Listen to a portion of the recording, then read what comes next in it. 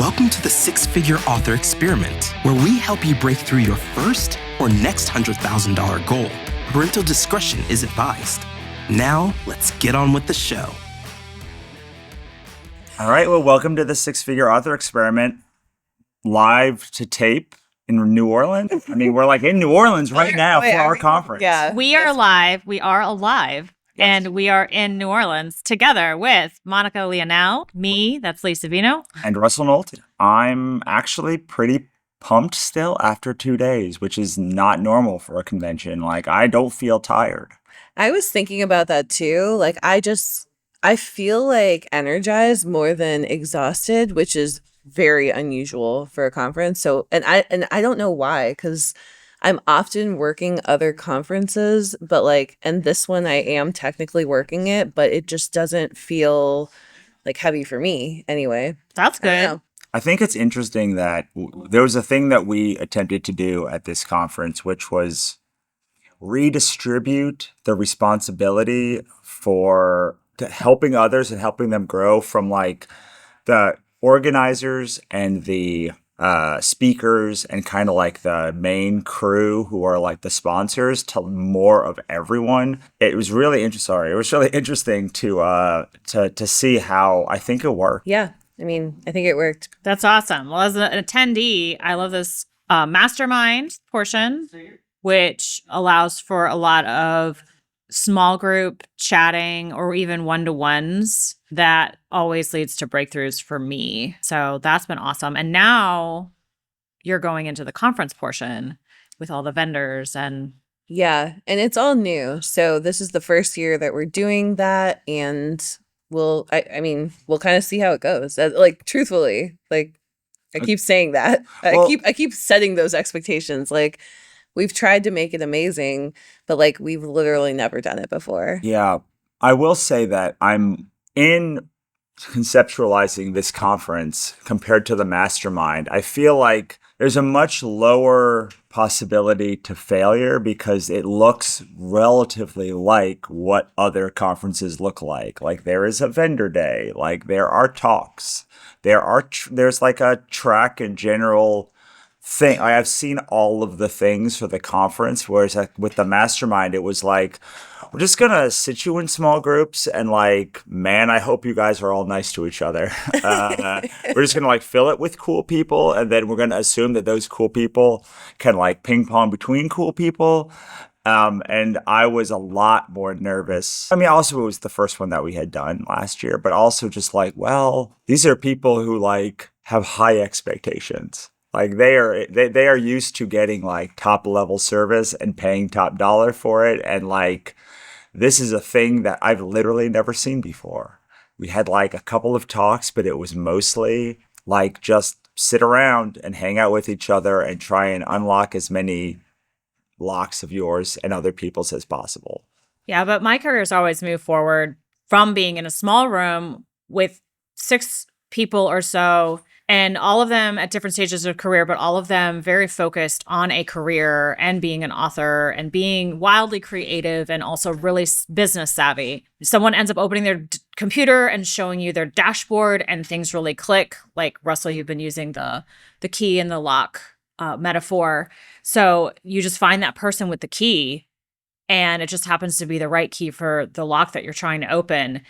And magic happened. So I came fully expecting to be in a beautiful city on the river in a nice hotel with great food, because you guys made sure there was awesome food, which means that we're all hanging around and we're having those conversations in the mastermind and by the bar.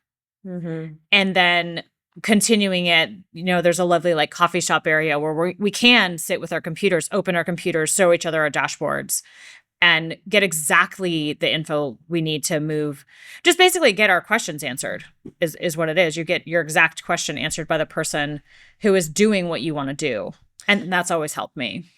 I think there's like a deep potency in the mastermind specifically, that it's really people who are deeper into their careers almost, and like interested in the edges of publishing and interested in new platforms and new opportunities. I think that is kind of part of the magic, is like it's people who every single person in the room could be speaking about some weird thing that they're doing, kind of counter to what the publishing playbook is right now. And so they're finding, and they may even they may be experimenting in that area. They may be making even just a small amount of money, or they may be making a lot of money, but like, it's like there's growth there. It's like a place of growth. And so then I think that's part of the magic, is that people are all doing different things. And so you can find, the next opportunity for yourself. Yeah, and the people that come to the mastermind portion also tend to have had sustained success across like multiple books or multiple series for like at least a few years. Whereas like a conference could be anyone. So it's like harder to just turn to somebody that you like randomly met and be like, so who should I use to do X? Because that person, like, instead of saying, I'm sorry, I don't know, will almost always say, this is my opinion, even if it's wrong and even if I know it's wrong. It's this like idea of overwhelm, the bane of conferences. It's sort of this thing that's like, well, a lot of people come to the event, so you have to like cater to a lot of people. But in catering to a lot of people, you then have to rely on the speakers and the organizers and the sponsors and the people, because they're the only ones who are really like vetted in any way. Even if that is just like, well, they paid more money, so like we're like, I paid the conference organizer, so I should trust them to run a conference. So like, I guess this person is worthy of my time. And then you leave and you're like, 7 of these people said contradictory things about the exact topic. And I think that the hard thing is like, people have 7 million contradictory things about the same topic, and it almost always works in that case. But like, will it work for your ecosystem? Will it work for your Enneagram? Will it work in the way that you want to do business? And we've spent so long being like, this is the way to do business. And then anything you did outside of that, people were like, why are you doing all of these things? We do business this way. And we're just like finally getting to a point where you can do business the way that a lot of my friends outside of publishing do business, which is like, I want to start this new thing.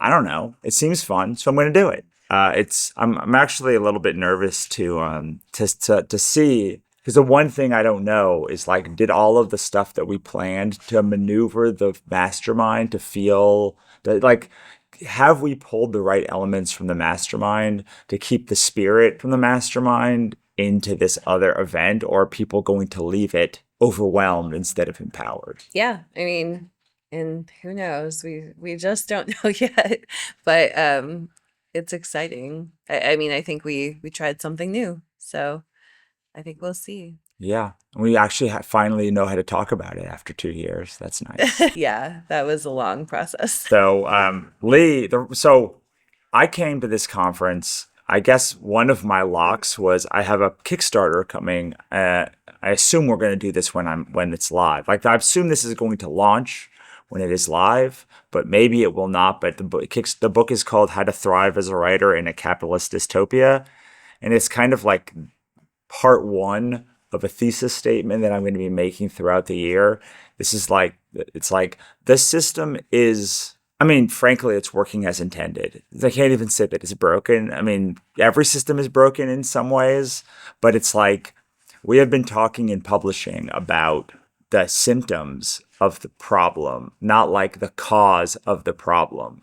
And so I wanted to write a book about sort of how can you take capitalism and like triangulate your place where like you could be like a happy little crumb, like doing the things you want, making money like the way you want, and like not feeling gross about it. But also like, capitalism is an operating system. Yeah.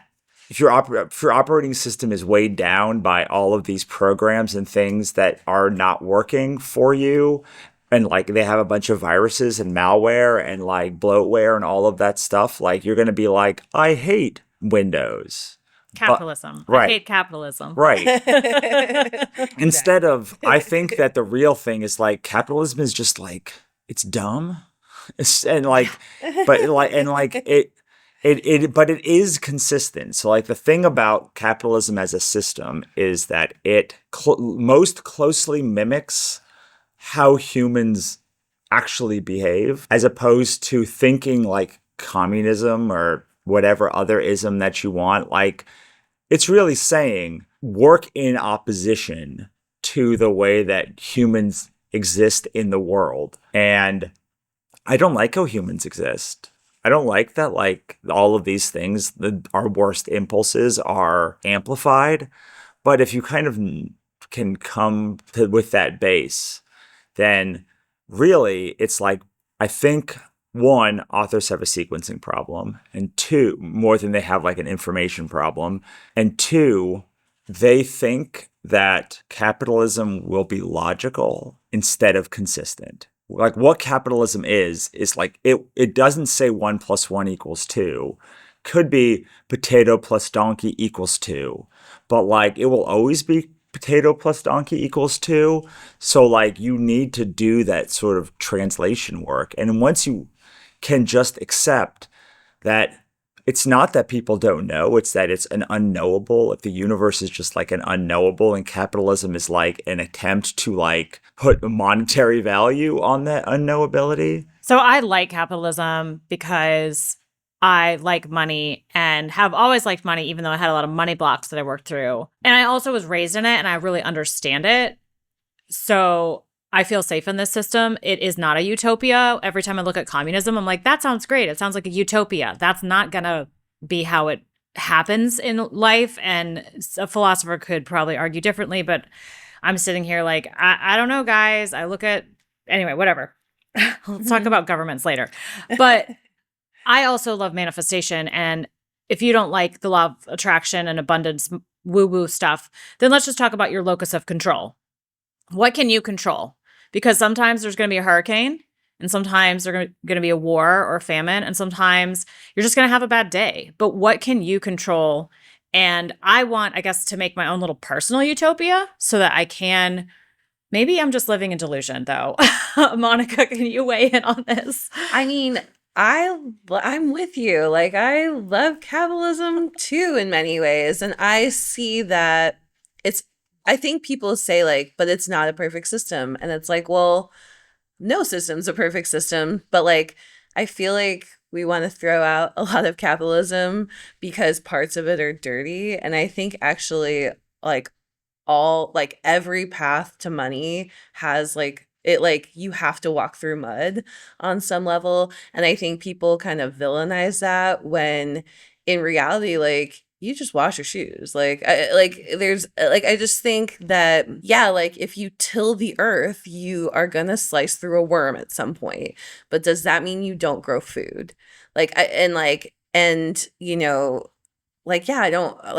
struggle to be a farmer or like a gardener because I don't like to kill worms. And I'm not saying like, I feel like this is such a tough topic because like, I'm certainly not saying like, I'm not trying to make any parallels to like human. Like, I'm not saying like, oh, we can just kill human. Like, no, and it's such an awkward topic, but like, yeah, like there are some challenges to capitalism and there's probably some reform of capitalism, but like, I don't even know if we should go here, but like we talk about billionaires and like defunding billionaires, and it's like, we literally have the power to defund billionaires. Like, we don't need the government to do it. We literally just like tank their stock, like vote with your money. Yeah. Vote with your dollar. Vote with your dollar. Like, you can literally defund a billionaire today. And if enough of us do it, then they are defunded. And so it's like, that system actually kind of works, right? Like, that works. And so I just, I think that we have a lot more power within capitalism. And I think a lot of people, like, when we say we hate capitalism, it's really like we feel powerless. Right. And like, we actually like, and even this event, it's like, I feel like we have so much, it's the same with publishing. Like, I feel like we have so much power in publishing, but like, we got to work with companies that are like fueling the growth of publishing. I feel like this event is not really about capitalism, but like it's founded in a lot of the things that Russell talks about in his book, that you're talking about, Lee, and that we're doing here, and like the way we've structured this conference. Yeah. And Yeah. so I then took this book and I ran it through ChatGPT, this new deep research, and said, please make a workbook from this book that will be effective at making people understand. Because one of the things is, okay, so if capitalism is an operating system, an operating system can be used in specific ways to advance your aims, but like you can't use a computer to till the earth, just like you can't use a shovel to like eat a taco. Like you just like there's like what I've been trying to do with this book.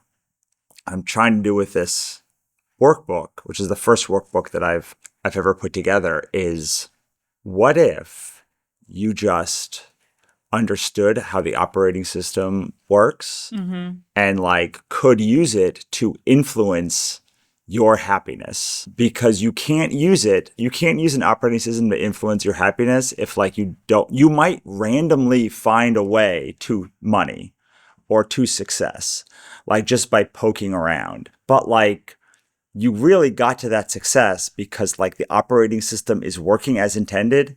You are working in chaos and like not structured in any way. You just like then happened upon this path that the operating system like actually uses. And you're like, wow, it was magic. And like, but then your next book series or the next book in your series is like tanks. And you're like, this is chaos. And it's like, well, like if you knew the line, if you knew how the system worked, you could like actually write more books, more from your heart, because you would just be able to look and see, okay, this is going to increase the money that my potential of my book. This is going to decrease it. And like, that's okay. I can write a donkey book. I can write a book that like I love. It doesn't really work. That doesn't really make sense. That like, it's kind of cute. And like, man, it's trying hard to be whatever thing that it is. But I would then know, well, there is no reasonable expectation that this book should make a lot of money. Maybe it will, but like it probably will not. But you can still make that decision. You can still say, well, I'm okay having a down month because when I launched this book, because for the previous 3 months, I went to my Killer Diller series and like it made more money than I ever had before. But like, if you don't understand that, like the ways that the system works and how it can work for you, it's like impossible to write that book of the heart, because you don't know how to, like, you're so caught up in just getting to where you have to go and however we're like the chaos of it, that you're like, I'm just going to write the next, I don't know, what's the next thing? Like, what's the next thing that's hot? Oh, and if you're a desert or a grassland, maybe you can be like, yeah, this is the trend and hit it. But most people can't see that trend and hit it. So they're like, I don't know what's going to come. Fairies are hot now. And then 6 months later, it's like, I thought the fairies were hot. Now it's like lumberjacks and now it's this. And so you're just doing all this stuff, writing books you don't actually want to write because you don't understand and are out of alignment with the system. And this workbook that is coming along with the thing was my kind of attempt to do this thing that Lee taught me yesterday, which is After the workbook was made. After the workbook was made, I didn't know I was doing this. Like, which is like, I didn't know this was how the operating system worked. But then it's like, oh shit, that is everything that I'm trying to do, which is in education, they do, I do, you do, we do. And so like an I do is like, I wrote a book. This is how I did the book. Like a we do is like a RPG game or like a community, or like if 10 people did this workbook together to like do, but like Well, even like the two of you are doing this workbook together basically because like Yeah. you did it asynchronously by writing it and then Lee did it asynchronously by like writing in it. Right. I just want to say that I'm on like page 10, okay?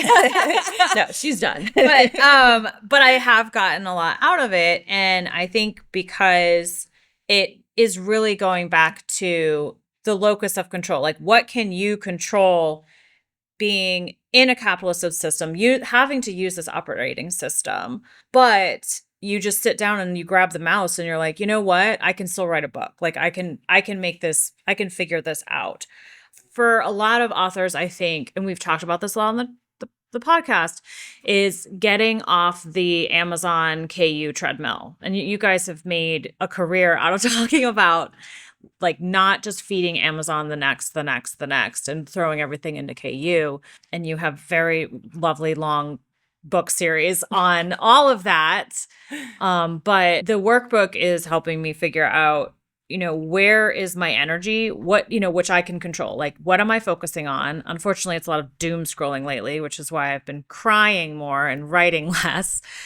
But who has the power? I actually have the power. And remembering that, and I started to fill out the energy time journal and go, okay, if I spend time doom scrolling, that puts my energy, that's like a -1,000,000. But if I talk to other authors on a 10 out of 10 scale, it's a +10. Like it really fills me up. So coming to this was a good investment of time, even though I hate leaving my house. And doing the podcast is a great investment of time, even though I tend to do that thing where you're like, well, I'm going to write more. I'm going to do more of my productive to-do list things. So I'll cut out the things that are actually filling my well. Like some high input authors will be like, well, I read too much. I need to write more. So I'll cut the number of books I'm reading in half. And then they kill their creative output, I learned. So you double the number of books you're reading. And then you just fill the well so much you're writing from the overflow.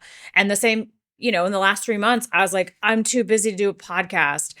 But if this thing is filling my well, and doing this little journal exercise in a cute coffee shop in New Orleans helped me figure out, you're killing your creative output when you cut this out of your life, thinking you're saving time, but really all you do is take that time and doom scroll. Yeah. So I was talking to somebody. One of the locus of why I did this was, I think it was NINC. It was some conference last year. We were talking about the things that you should be doing to like be successful. And someone was like, I really like gardening. I know it's a waste of time. And I was like, say more things about that. And she's like, well, like I feel like I get my best work done after I've like sat in a garden for an hour and I can have the more productivity. It's like, so like you want to cut out a thing that like makes you happy and also makes you more productive. So, and I would say like, you should double that thing, and maybe you do one session in the morning or in the afternoon, because then you're more productive because you only have like a max of 4 hours of productivity in a day, unless you like really push it, and then you will eventually burn out. Well, I was just thinking about working out. It's like, oh, I'll skip my workout today, so I'll get more done. No. That hour actually moves the blood to my brain out of my legs. For the gardener, that might be relaxing her nervous system enough that she can create. I know, Monica, you do a lot of like abundant stuff, but it's also, we're not machines. We're not robots working in the capitalistic factory. We are human. And that's where I think the disconnect comes from. We're trying to be creative people with a heartbeat into a system that really wants a robot that works 24/7. Yeah, and I think that's painful. I think that's why so many of us have really left the workforce. And like you see all this stuff where it's like creativity is actually an act of resistance to capitalism. But I think you're right. Like creativity, it doesn't have to be. Like it's only an act of resistance because of the way we think about it. Like it's actually that like there could be harmony, I think and I think that's what this book is about. I think that's what the three of us really believe, is that there can be harmony for creative in capitalism, but for so long, the two things have really been pitted against each other. And I think a lot of creatives do on some level hate capitalism and have like some of that at least in their energy field, and like our work is to like deprogram that. Well, keep the things that are terrible about it. Like, Yeah. because like once a week, I'll look at something and be like, that's dumb, man. Capitalism is dumb for rewarding this thing. I know why it's popular, but like, it's so dumb. Yeah. And like, you can have both things, and like, and you have to. Like, part of being the adult and a successful adult is like holding multiple things in your head at once and being able to move forward. That's that old saying, like Thomas Edison did everything by candlelight until he found a light bulb. Like, until electricity, like you have to use the means. Like Henry Ford. Until he created the light bulb, or Tesla invented it for him and he stole the idea. That's where I try to be. I try to equivocate that statement, but the same thing with like Henry Ford, like rode to Ford on a horse until like he made a car, and it's like, so like, man, whether you like capitalism or not, like, it's what we got. Actually, I do like this because Henry Ford forced his engineers to invent the car, right? The engine. But in today, I am writing the books. I'm extracting value from myself. So that's harder in some ways, but also I have way more control. And I really that's why I like capitalism, because I like being a mom and pop small business. Right. I don't really have a legacy business. I have a livelihood business where it's for my family, and the money coming in goes to benefit them, and that is my huge why. Right. The reason I make so much is because I support several members of my family. So it was on me as the eldest child to do that. And I don't know. I guess I like capitalism because I think of all the mom and pops out there, and I'm one of them. And yeah, Amazon is gross in a lot of ways, and it's not perfect, but it's also given me a ton of freedom. So I mean, it made all of our careers. It made all of our We careers. have this industry without Amazon. So I guess I come to it with but I have a lot of control. I'm saying yes to Amazon now, and I'm also building my direct store, but I couldn't have done that when I started. When I started, I did the easy mom option. You write a book, you upload it to KU. I didn't even have print books. I didn't have the time to order a cover, but I loved writing. So just harnessing the system for you and being like, okay, I am choosing. Right. And moving forward. And I think that's why we have so many companies here, because there's so many choices. But this is also why I like when someone is like vehemently anti-AI in any way. I say, well, but I am writing because of AI currently. Like, I got brain fog after COVID. I just can't hold these things. And it allows me to do things with my books. It allows me to do these workbooks. It allows me to create an RPG. And I think that what I like about AI is a lot of just things that no one talks about in AI. And you can use deep research to not do deep research, and use it to make a workbook.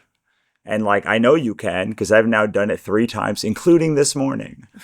You can use it to add all of your podcast episodes and create transcripts of those podcast episodes and use that to draft a book about a thing that you did. You can put your course elements up there and same thing. And there are elements of this book. There's a boundary statement that I was like, damn. I kind of want to go back and put this in the book, because it really wasn't in the book. But I was like, oh, I really do need that. It's true. Boundaries are a part that I played a big role in a previous book, but not necessarily did not have the same role in this book. But it is good to keep coming back to the energy, energetically. Do you have the stress for this? Do you have the energy for this? What is if you have a boundary statement, you can ask, you can say it to yourself every morning, or every time there's a boundary you think should be crossed, or any time, it becomes this you do consistently over and over and over, and you think through the thought process.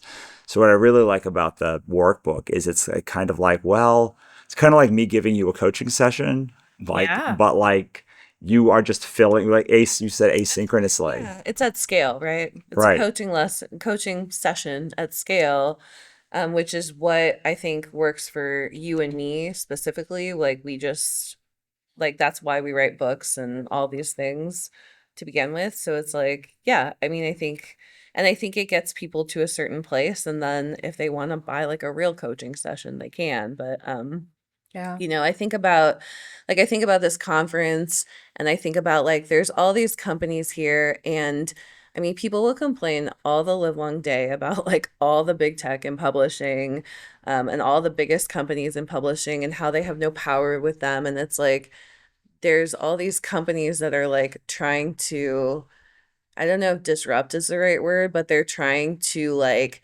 listen to us and like Well, all the big companies were small companies at one point. So They now were. we have this new crop. yes. My biggest problem with capitalism is that it cannibalizes itself. You actually need a lot of regulation. I guess I am talking about governments now. You Yeah. need a lot of regulation. Otherwise, you get monopolies. Mhm. So literally, capitalism doesn't work. It eats itself. Right. But when you have regulation to stop monopolies, they broke up, they did the antitrust lawsuits for Microsoft. Facebook came out of that. Mhm. Like Google came out of that. Like we got a lot of good stuff out of it, even though, those are now dumpster fires. But what's the next crop? And they're small companies, and they might make different choices. They might make better choices. Yeah, and like for the publishing industry, we finally have those companies. Like, Yeah, I think that's they're what coming. We're like, they're here, and like we can talk to them, and they're still listening to us, and like they can go get VC funding. And I like- think it's great because it's like Amazon did this, and then it took us a couple years to figure out what was broken about the system that they were creating. So now those companies exist because their response to the problems, but that takes 10 years. It does. But like in that way, capitalism is not totally broken. Like the system does work on some level. Right. I do think I agree with you. With Some- powerful antitrust law. Yeah, I was like, some government regulation helps to keep the monopolies from bulldozing Right. everything in the Yeah, we process. want the mom and pops. Like, for instance, did you guys see the Stripe thing yesterday? So like Stripe is now they charge you $15 if someone else does a dispute, but now if you countersuit, they charge you another $15 that you only get back if you win. So it's like these are the things that you couldn't do on January 19th that you can now do on January 20th, past January 20th, because of like government specifically. I told the end of the closing remarks yesterday, I said like, I will go to every printing company I can find and ask them when they will start doing tip-ins for POD books. And like, that's just like, it will, and I do that because like, it will influence them to do it if enough He's people manifesting do. this. I Like, love it. I just is spent all going to morning happen. figuring out like book plates so I can just sign a ton and I'm going to have to mail them out separately. Right. Well, and people, you can now. Book Vault told me that they will do book plates for your, for inside your book yesterday. They also, and if you're doing offset, you can do both tip-ins and book plates. So like you could do all sorts of things, fun things if you're using offset stuff. That means you don't have to engage in, because for me it's an accessibility issue. Like it's really hard for me to get the books and then print them and ship them. And then by the time it gets to the point of me signing them, like, am I going to ship them to my fulfillment house then? Or no, I'm probably not. So it would like allow me to have more things printed and such. But I will, there's this new company called MetaLabel that is like a crowdfunding platform, but like it's like a collaborative crowdfunding platform. So like it's like Bundle Rabbit meets Kickstarter. And I've been like, hey, I'd like to talk to you. Right? And like, there's like 5 people at that company. And like, I finally got a meeting with one of the founders. Cause I was like, I made like $1 million on Kickstarter. I would like to see if there's a way to use your platform. And like, there's plenty of stuff. We talked about this years ago, but we have seen changes to platforms that came about within weeks of us saying something to them, you're like, oh, look at this thing. And it's like, I don't care about getting the credit for it. I care that it exists because like, and then I can have more control over the things that I need to control. Yeah. Yeah. I mean, I think like what people don't understand about these companies is like, if you talk to them, they will make you more money. Like they just will. Like you need to talk to them though, and you need to like. So anyway, Yeah, that's why I like conferences. Yeah, the biggest exactly. thing about conferences is you can have sit downs. I mean, the best ones. This one, you can have one-on-ones with the retailers, the new companies, and you get on their calendar. You get their attention, and you get the contract, and you move it forward. And yeah. Yeah, and I think like especially with platforms, like this is true for service providers too, because the good ones fill up very quickly. But like they can, like they've already done the equation of like they can make you money, or else they wouldn't be good. So it's like, why wouldn't you want to be in a system where you give money and they make you more money than what you gave them? Like, and like that's how a good service provider works already. But it's the same with a platform. Like every platform in an algorithm driven world needs bestsellers on their platform. And like if you are one of the first people there, or if they like you, or if they engage with you, like you get to be that bestseller. And I'm just like always blown away by how I think authors are kind of like, I don't want to be sold to, I don't want to talk to these companies, like I just want to do whatever. And it's like they don't want to play kind of this game of capitalism, and like they're missing some part of like how capitalism works. But like this is how capitalism works, and how it works for you, because because capitalism works for other people, but it can work for you if you like the cheat code is really every time we say book a meeting, 6 people book a meeting out of 50,000. Or like less than that. And like this is a consistent, like every time my wife is like, hey, we're looking for research people, like 3 people reach out, and it's like, and then suddenly the 3 people that do like are like catapulted, and you're like wow. It's like nobody takes advantage of the opportunity. And after talking with tons of vendors, like hundreds, like we've talked to like hundreds of vendors, like their main thing is like, how can I help serve authors better? And that's what I want to do. And I want to work with people who are going to proselytize that my stuff is good. And I am incentivized to make you more money because I want you to proselytize me more. Like Oriana said, I was like one of the best ambassadors on Kickstarter. I'm like, of course I am. Like, you made me $1 million. Like, please, like I love you. And like, Totally. you made $1 million and you only took 5%. Like, it's like a dream scenario. It's like a dream scenario for me. It's like I made you $50,000, you made me $1 million. Like that's like insane, actually. Woohoo. I mean, Yeah. Gotta love this I mean, company. Yeah, I mean it's wild. I do want to say, because the thing about our conference is about keys and locks, and like I want to just end with saying that this whole talk, this workbook, is about like hopefully you find a key that unlocks something inside of you to take your career to the next level. And that's what we normally spend time talking about, is the process of unlocking the lock. But you get to keep the key. And the key is often more useful over time than it ever was unlocking your lock. You might think about, what keys do you have that you unlocked your own issues years and years and years ago, or days and days and days ago. You may not think that key has value still because it was used once, but like they're brass. Like they don't, like you put them in a little box, or you sort through them, and then you can use them with other people.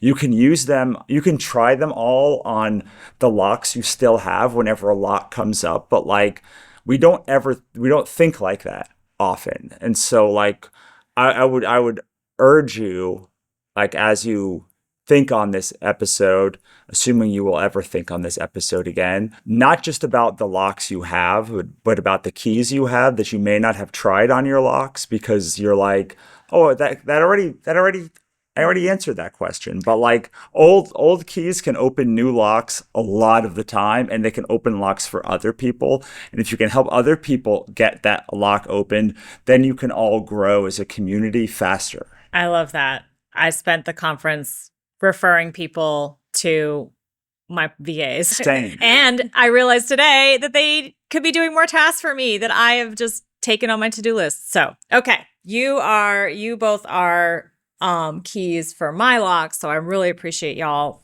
Thank you for running this mastermind and conference. And thank you for having me have a podcast with you. It's been a pleasure. Thank you so much for coming. Monica, any final words? Just thank you to you both. You both unlock all of my keys. So Thanks for listening. For more, head on over to sixfigureauthorexperiment.com for archive access, resources, and more. We'll see you next time.